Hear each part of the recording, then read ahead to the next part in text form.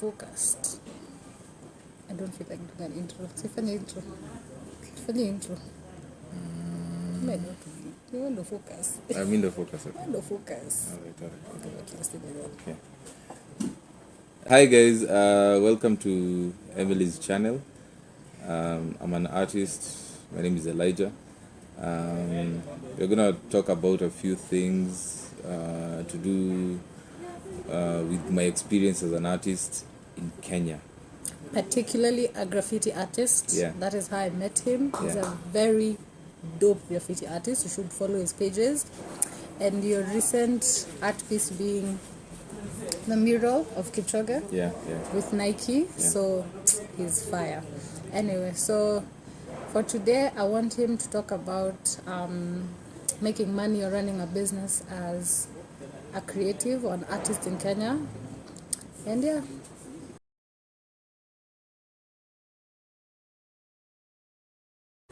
How long have you been an artist, by the way? I've been an artist for over 10 years now. I started professionally in 2009. Now my introduction to now, turning over from being a hobbyist to like a professional artist was enabled by the fact that, graffiti was really not that popular when I started back in 2008-9. It was in its like infancy stages in Kenya. So we used to have a platform that was founded by Buddha Blaze.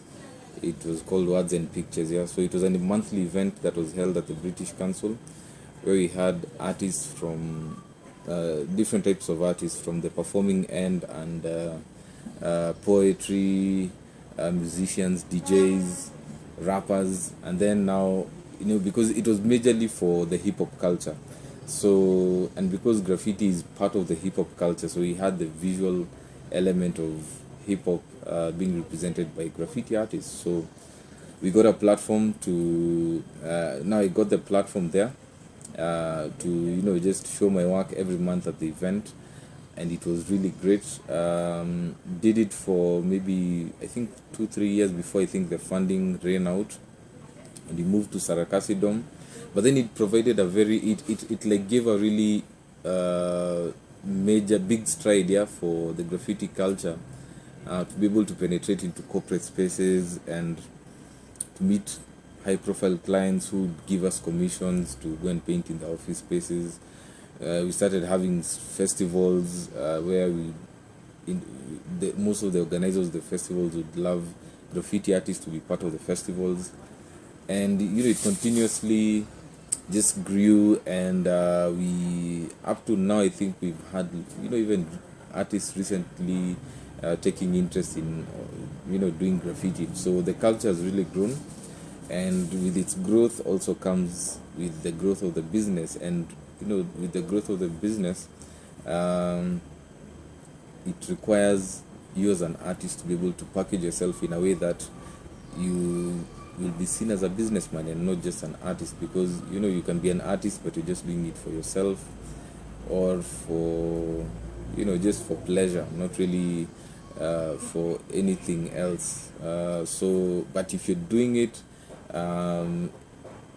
so that you can monetize from your craft, it's important to learn the fundamentals of being a businessman apart from being an artist. I mean, musicians are doing it, so I think, why are artists not doing it? So in my experience, I decided now to be able to brand myself out there. As an artist, first of all, you're the brand of the business, but more than that, I think you also need to learn very important things about running a business. Being an artist is just like any other business. If you don't have a manager, you need to be your own manager, you need to be your own accountant, bookkeeper, you need to be your own designer, you need to manage all the logistics of buying supplies, you need to learn how to read contracts. So it requires you to have a bit of knowledge, basic knowledge about law and contracts and the things that tie you in, especially when it comes to business and contracts, and especially all the legal jargon that you'll find there. And as the world is continuing to advance, artists are becoming, are finding that they're frequently required to sign contracts. It's not just the old way of doing things. Yeah, so things have already changed, so artists need to change with what's happening currently. So and also the same way the business is also changing. You need to change the way you're doing your business. Long time ago we'd have people just call you up and tell you, I need you to do a mural for this office and all that. And then you do that, and because it's like an oral agreement, they will just pay you at the end of the period where you finished your job. But right now you're finding like multinationals, huge corporate entities contacting artists. They want them in adverts. We are having musicians, they want graffiti in their videos. So in the event that you come across such type of clients, what do you need to do? So that is what really pushed me to be able to try and learn the basic things about being a business, and also branding yourself out there, because right now the whole world has moved to social media. Social media has more power than it ever had before. So, and for people to find you, and any normal person who wants something, their journey would start online. They would go and search. For instance, if I want Emily Masharia to the services of Emily Masharia, or if I want the services of maybe a communications person, so I'll just go and search on Google, and it will lead me to maybe LinkedIn or Facebook or social media. So, as an artist, in my experience, I learned that it's also important to brand all your different pages in a way that will portray to whoever is seeking for your services. They will first be able to tell to a certain extent what kind of business you're doing, and how you've presented your work over there. So because of that, you also need to be very careful about what the things you post about on social media, the type of content you post. You need to be able to careful manage all of that, so that at the end of the day, you'll be able to separate your private life from the business that you're doing. So, and also you maybe try just to avoid sensitive things like politics and religion, and maybe just commenting that from your personal account. So at that, I think at that juncture, so you're required to be able to separate your personal account from your business account, and present yourself in a good manner. Focus on and your brand business. yourself, actually. As a matter of fact, just present your brand in a perfect manner. It's just the same way. If you want the services of Safaricom, if you want the services of a contractor, building engineer, you'll just find they've packaged themselves on all the different platforms in a certain way. So it's very important for you to borrow from all that and apply it to whatever it is that you're doing. So to some extent, it makes people take you seriously, because being an artist, partly people won't take you seriously because they think this thing is it should be a hobby. The perception of people is a bit different. So because we don't take art seriously, Yeah, especially yeah. as a continent. It's a fun thing. Yeah, it's a fun thing. I mean, But and it's not a exactly. business, and also because it's not in school curriculum, so we think it's a joke. Yeah. It used to be in school curriculum, and then it was scrapped out at some point. I don't know, to save taxes or something, when education became free. And then now with the CBC and all that, now we are having the way it's structured. We are having them try to help people who are talented and gifted in some areas, to try to know how to nurture that in early stages. But it's still just in bits and pieces in some places here and there. It's not like all over in all school curriculums. Here's my question. Yeah. The way they say that creatives or artists are not good business people. Is it a fact? Is it just like if you're creative, you don't know how to do business? Or is it it's the knowledge that's not available on how to run a business as a creative, or is it that they're lazy, you don't want to find it, or what is it? Is it true, basically? I would say it's true to some extent, but some of it is because some of the artists that I know, or rather some of the artists that you find that are not good in business, are not deliberately, making the efforts to be good in business. Yeah. And then there's another thing that maybe I would love to tell people. Creating is the fun side of everything. That's why artists just love to create and focus on it. It's less stressful, it's more natural. If it comes with its own difficulties, you're able to maneuver through creating and producing your work because you love doing it. But the business side of things, it's not the fun side of things. So artists tend to not incline towards handling that because they want to focus on just creating.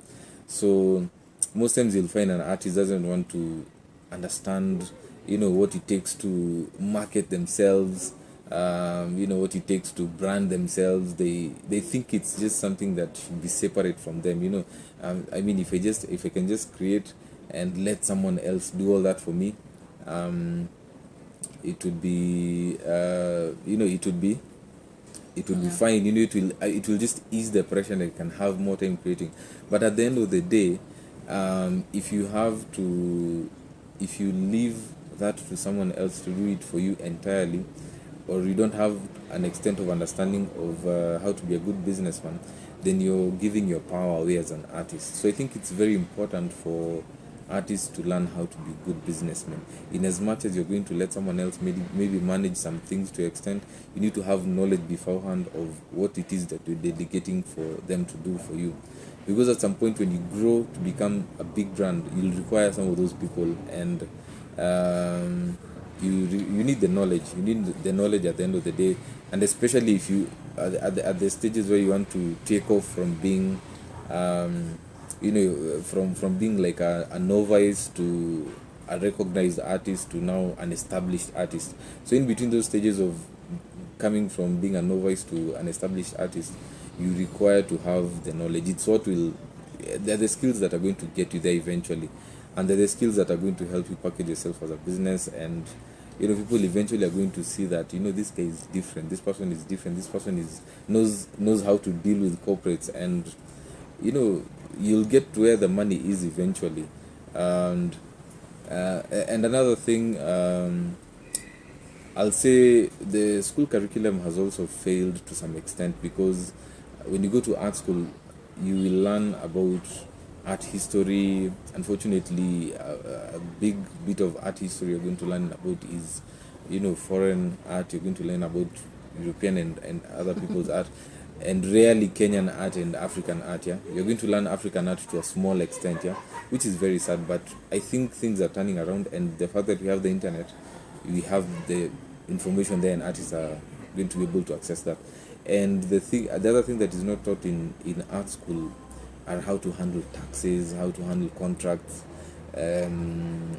things to do with intellectual property and intellectual property law, and basically the entrepreneurship skills and managerial skills that you need to have when you get out there, because that's the world that you're going to find out there. So if school doesn't prepare you well enough, you'll find that you still need to retrain yourself or get trained again to be able to maneuver now into in the new field that you're in. When you get out here, the situation is different. The school reality and the world reality, two different things.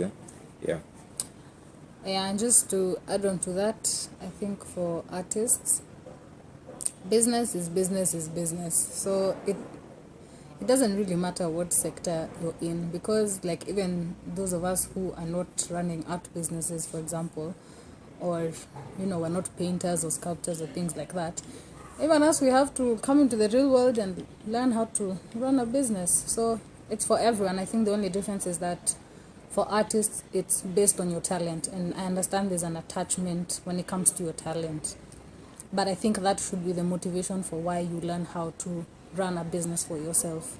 Because I know there's this theory that if you're a person of talent, you need to start a business with someone who's money-minded, and then, it'll boom.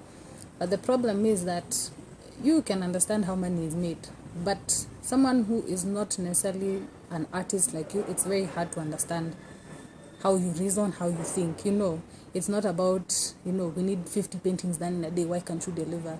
There's things of motivation, you're inspired, all of that is intrinsic. Yeah.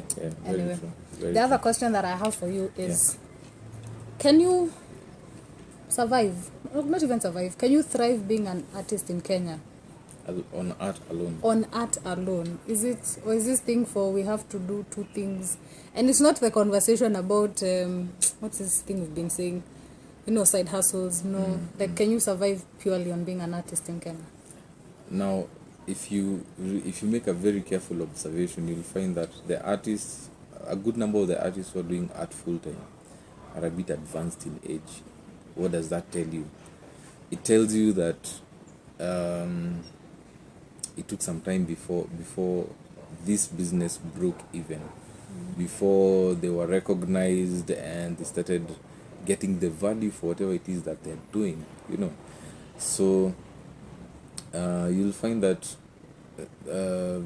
it takes a couple of years. So before it takes a couple of years, before it really breaks even, and now you can comfortably say, you know what, doing art is going to pay my bills. It can pay my, it can cover my basics. I can invest from this money that I'm getting. You'll find that it's quite a while. It's going to take quite a while. And now the difference that makes is, you'll find that there are very many talented artists, but we have few artists who made it. Now, what happened in between is, if you're money driven, you find that if you're money driven, if your goal is just money and nothing else, you'll find that in the times when your art is not making you money, you're going to just die out, and the motivation is just going to die. Like, because if it's so that's one question I always ask younger artists when they come to me for mentorship and all that. I always ask them, how passionate are you about this thing that you want to learn?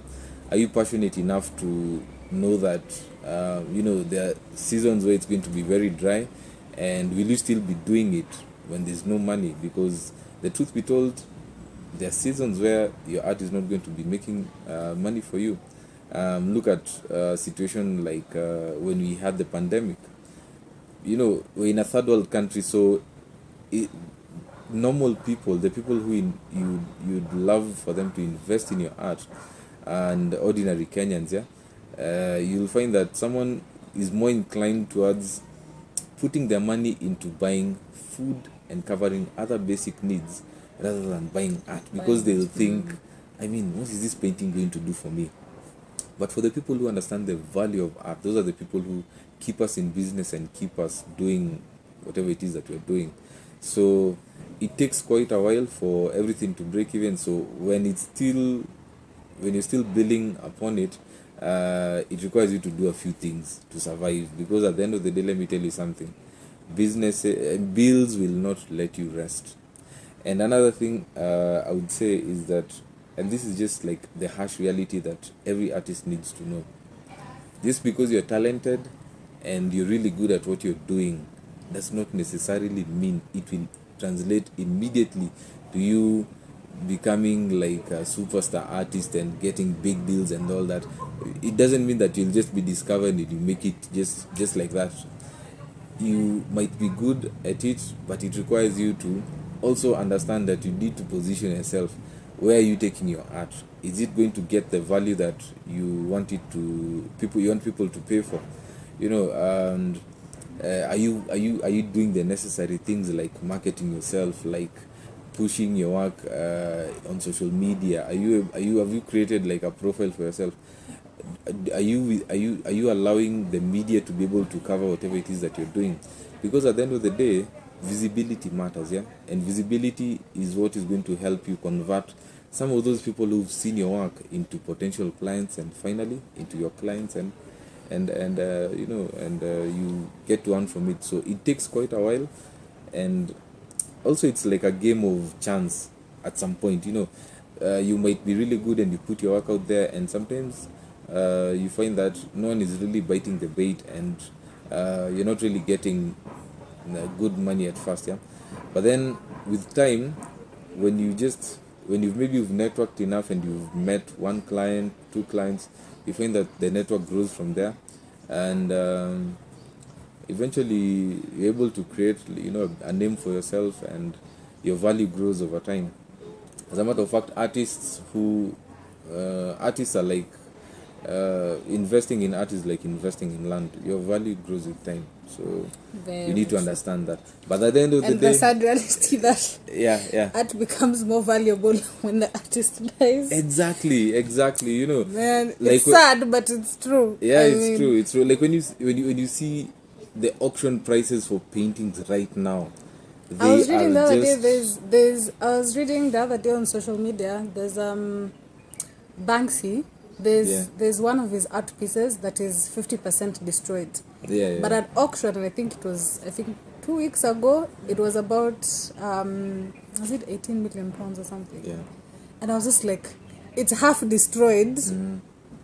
But but you know what is the thing that is really giving that painting value, even if it was half. I know it's the painting that was shredded, and Banksy was sending a message to the people who buy his art. So I think someone found it. I don't know if he put it somewhere or someone found it, and then they just took it to an auction house because they knew this is a Banksy and it's going to fetch for a good coin.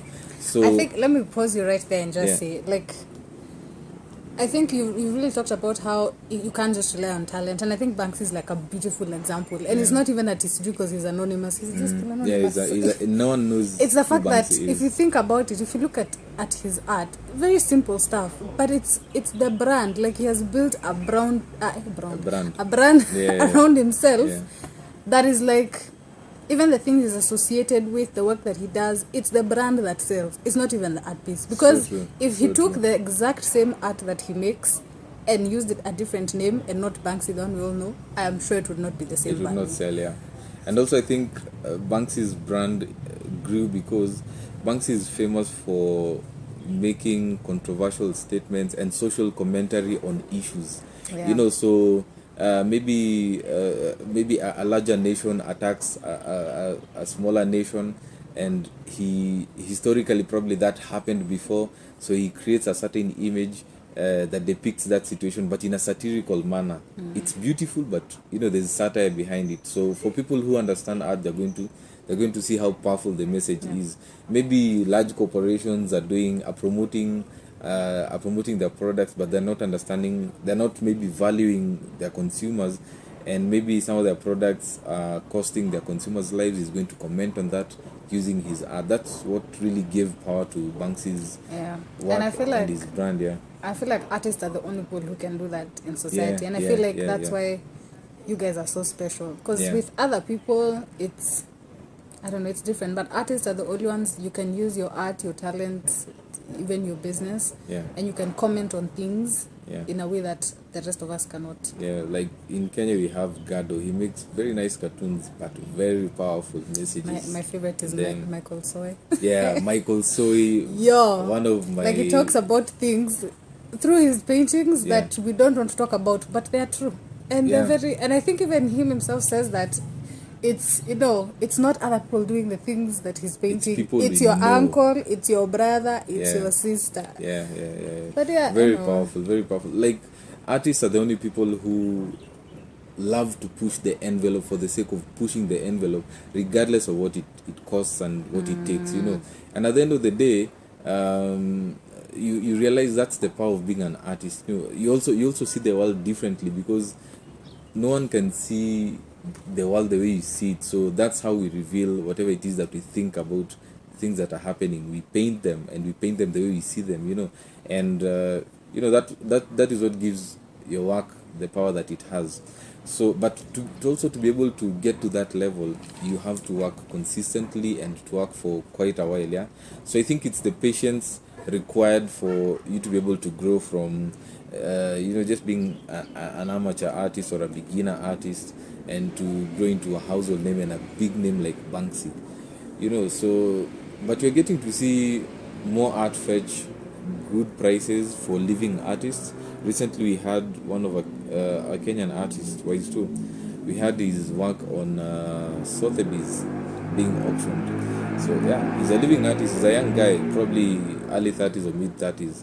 So we are getting to have Kenyan artists having their work in huge museums like Museum of Modern Art. I think I think either Museum of Modern Art or New York Museum of something. Yeah, New York Museum. I think an artist like Elijah Mutua, the likes of Michael Soy. Michael Soy has been on, all the major publications. His art has been bought by superstars like Lupita.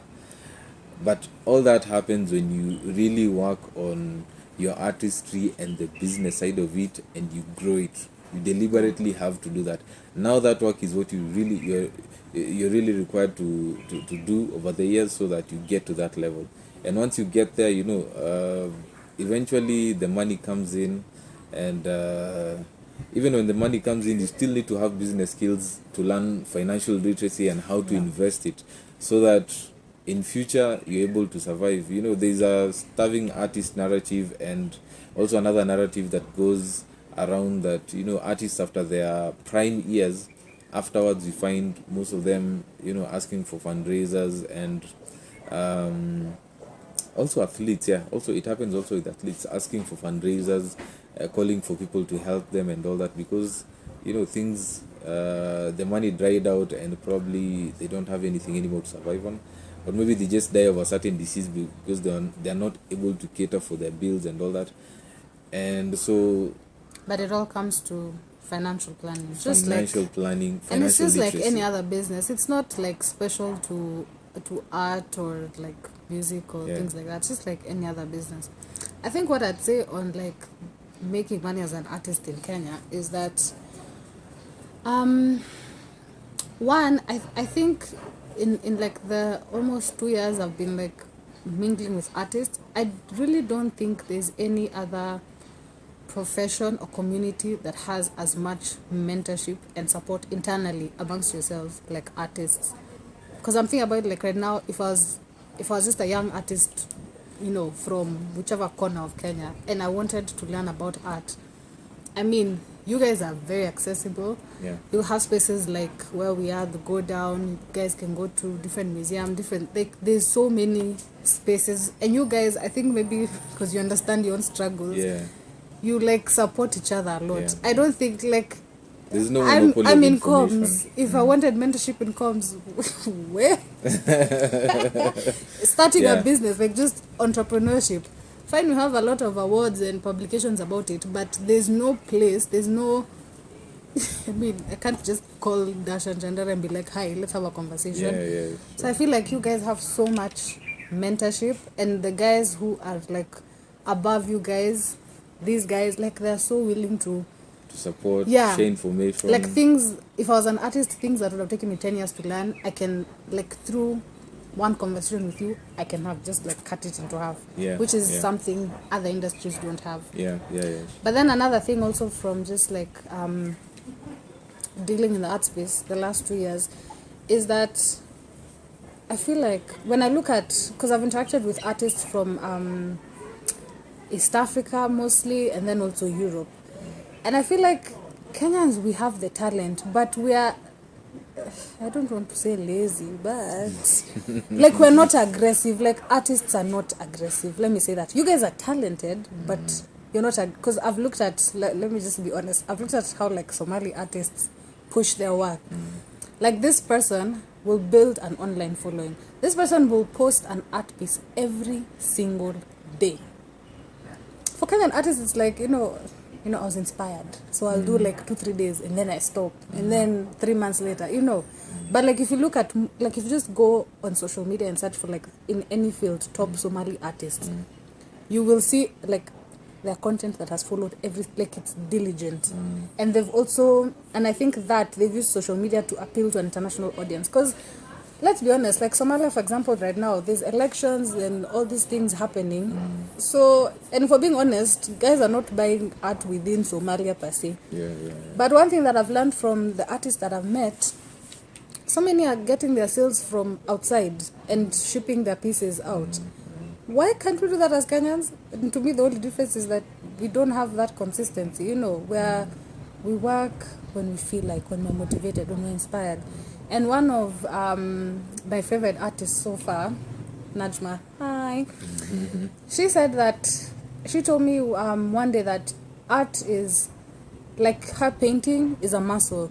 So if she doesn't do it even for one day, you know, you don't get better. You forget, you know, you get uninspired. And I feel like that's our problem. We're being led by our feelings. And business is not about feelings. You work even when you don't feel like working. So true. So anyway, those are my... Yeah, I think in line with what you're saying, you work when some artists work when they feel like, and that becomes an impediment when they have to deliver sometimes on some contracts, yeah, because you're given a period to do maybe certain pieces, or someone comes to your studio and asks you, you know, how many paintings can I come and buy, and you find someone has very few paintings, yeah, or maybe almost none, and you maybe observe on their working rate and you realize, you know, they work according to the times they feel they're inspired, and you know, it becomes an impediment when you're given like a contract. You need to deliver on this time, so whether you feel like it or not,